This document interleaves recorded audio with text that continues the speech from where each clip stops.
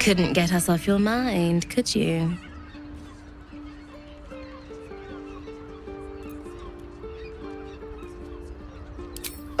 I'd like to try doing things like this again. Now I'm free to find my own desires. And don't worry, I'll dart out if I don't enjoy it, faster than I used to run from the sun. Perhaps you'd care for a little extra company. Oh, I suspect we shall be more than merry. Charming. There must be a sprinkling shower of gold first. Coin. Let's go. Quite the merry little party we have assembled here. In Cruella's all custom from our home, groups of 5 or more meet quorum to qualify as orgies. 4 or fewer are simply a gathering, legally speaking at least. Shall we?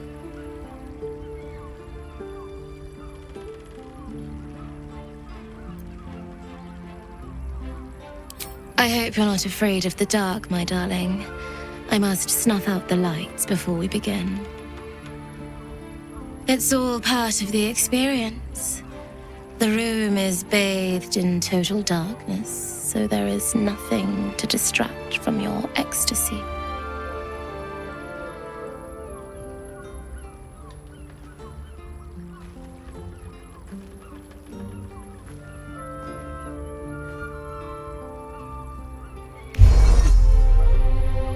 The lady, Nim, moves your hand to where the clasps of her blouse lie.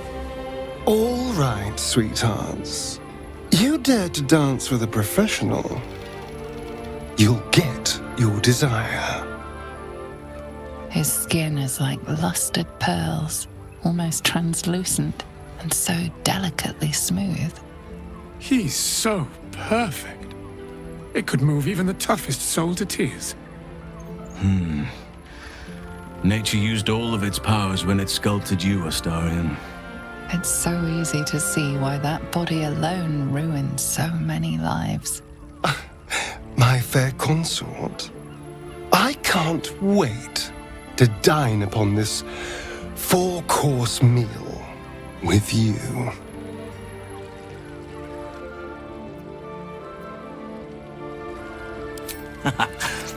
Tickles. See what a bad influence you are, Astarion? I hope you like a kiss with teeth, druid. As long as you like to be caressed by claws, Astarion. For this, I feel we should be paying you. Astarion boldly throws himself into the center of attention in your little group, and all lavish their pleasures on him. But as you sit on his lap, resting afterwards, you look into his eyes and see no trace of joy, just an intensity that makes you shiver.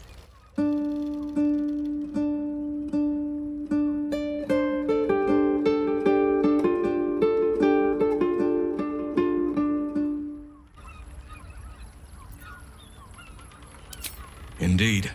Thank you for inviting me.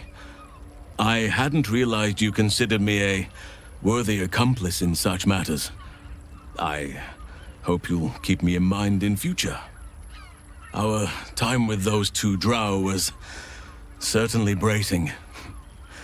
Takes me back to some youthful misadventures in the Underdark. It was a long time ago. I was a foolhardy young druid, intent on seeing the beauty of nature's unworldly fauna and subterranean glow for myself. Certain events transpired, and I found myself a guest of a noble drow house for a time. Well, something between guest, prisoner, and consort, perhaps.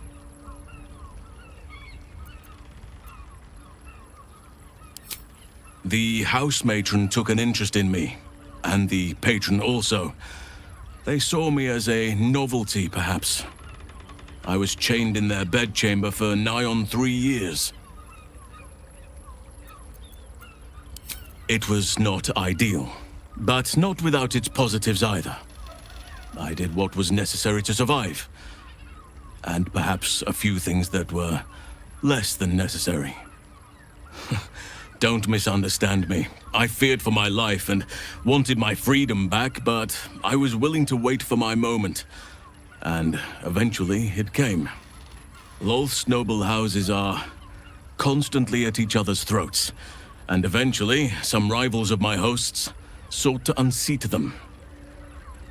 It was chaos, drow against drow, the clash of blades echoing throughout caverns, the feel of warm blood that I could not see. I took my chance and fled while all were distracted. I never looked back until I breathed fresh air again. And never learned what came of my hosts.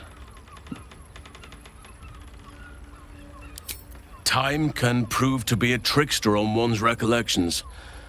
What would be multiple lifetimes for others now separate me from my captivity. Perhaps I have lost perspective on what happened to me. Apologies, I meant no offense. I survived, and in years to come, I must have allowed hardships to become dwarfed by the shadow curse in my mind. I lost friends, confidants, and had the weight of responsibility bear down on me unrelentingly. There was scant opportunity for self-reflection. I am lucky to have your counsel. It was sorely needed. No, I shall not take you for granted, nor my own past. What is the point of long life if one does not make room for reflection?